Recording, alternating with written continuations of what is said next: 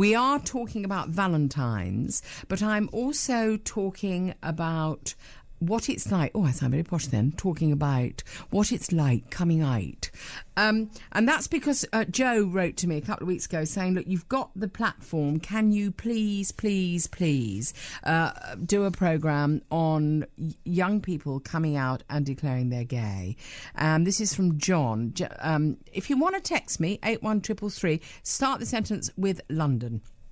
Jenny, I told my mother I was gay in December last year. I did it on the telephone because I was worried that she would not accept it easily. But she was actually fine with it and told me not to worry about anything. It was a huge relief for me, and I felt I could just be myself now without feeling I was hiding a secret or not being myself. It has made a big difference to the way I feel about life and myself. Yes, we all want to be affirmed by our parents.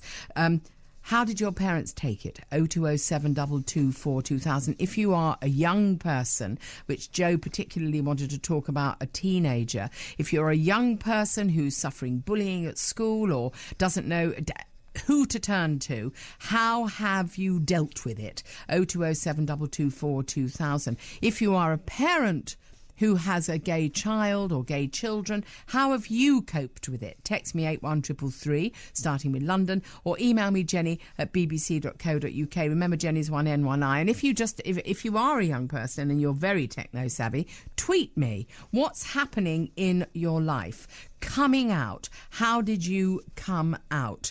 I have, my guest is Tim Eastwood.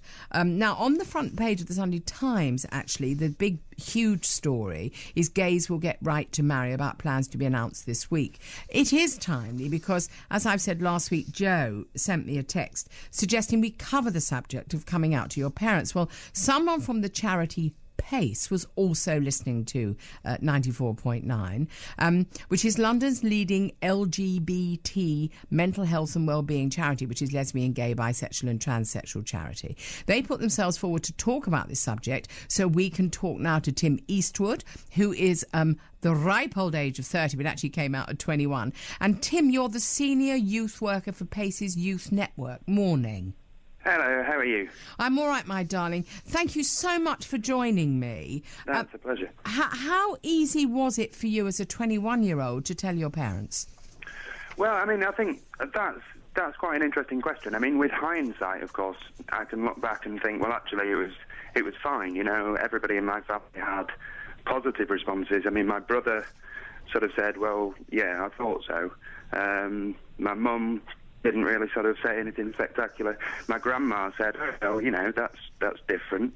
And, of course, you know, with hindsight, it's very easy. But at the end of the day, it did take me sort of a number of years to actually feel that confidence. And I think that the message you got from the young person who said that he was about having acceptance from his parents, that's a really key thing. And really, you know, even take the example of the story in the papers this morning about marriage. Actually, the messages that we get are often insinuating that there's going to be some difficulty with acceptance.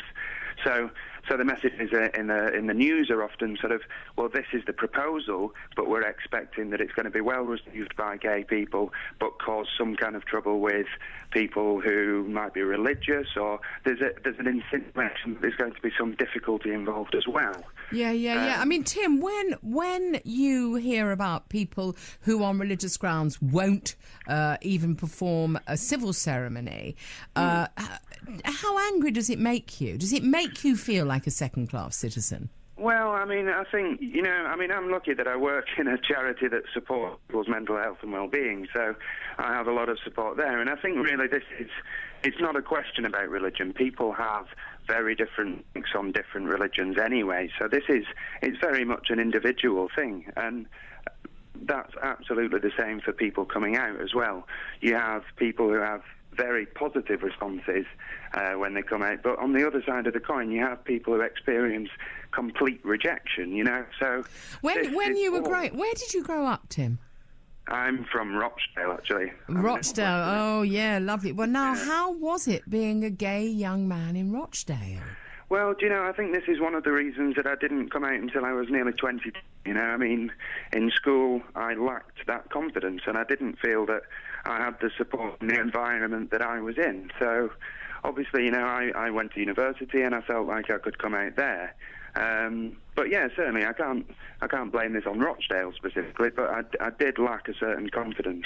So, given that you are the youth worker from PACE, what is considered youth? Who do you talk to? What kind of young folk come to you? We have 3 different youth groups, actually. Our youth service works with people who are under the age of 26, and we have one youth group at the moment which is specifically for people who are 18 and under.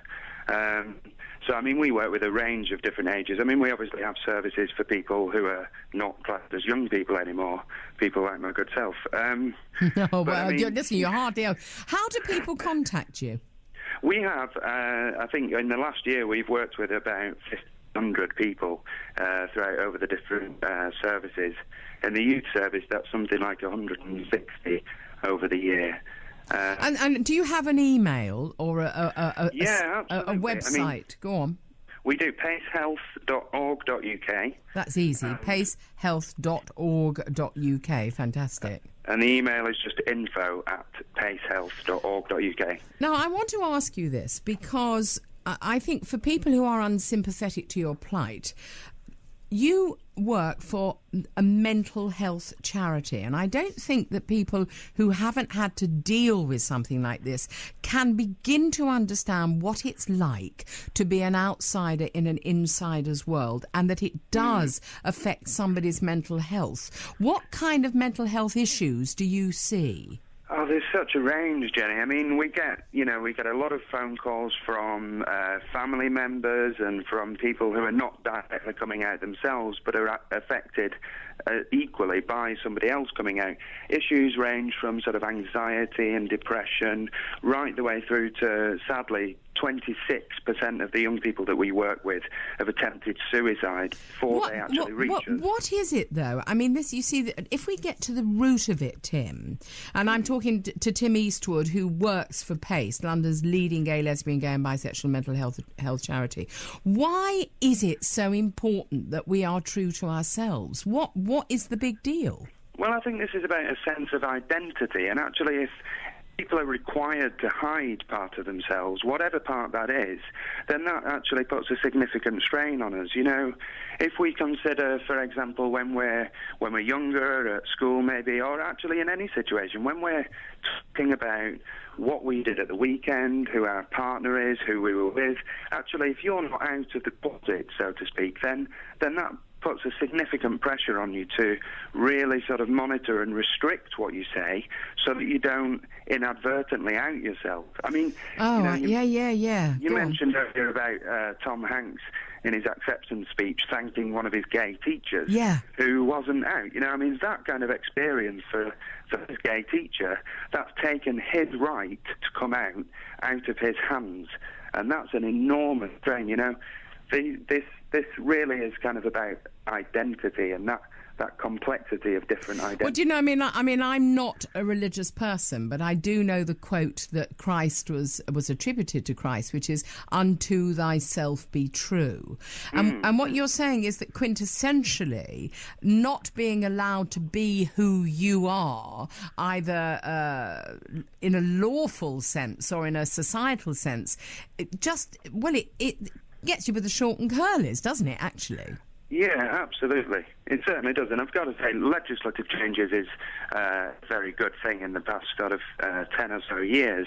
But, I mean, that's not the only thing. You know, you can have legislation changes and then people say that they're being restricted, it's, you know, a gay agenda or something. Then, you know, I mean, as you've just said, it comes down to somebody they are and somebody's choice. Let me ask you before I have to lose you, Tim. I want to ask you, how do you get somebody to become themselves? How do you hold somebody in the embrace of support? How do you let people come out properly? Well, I mean, I think the thing is, Jenny, I mean, this is a real concern for us at the moment. This is a long sort of process often. Because, you know, we've said some people have a really good experience. Sadly, some people don't. And actually, for those that are in any kind of distress, whether that's a young person or a family member or whoever, often this can be a long process. And the reason that it's such a concern for us at the moment is that our funding for the youth service has just been cut. Yeah. So actually this crucial, this absolutely vital service that's really sort of a lifeline for a lot of people is at risk. And that's exactly why we're trying to encourage people to get involved and to offer their support as well. So again, people can find out information on pacehealth.org.uk. Tim, we support you here at BBC London 94.9, and I thank you so much for giving up your Sunday morning. That's a pleasure, thank you. Thank you very much, Tim. And he just gave you the address, pacehealth.org.uk.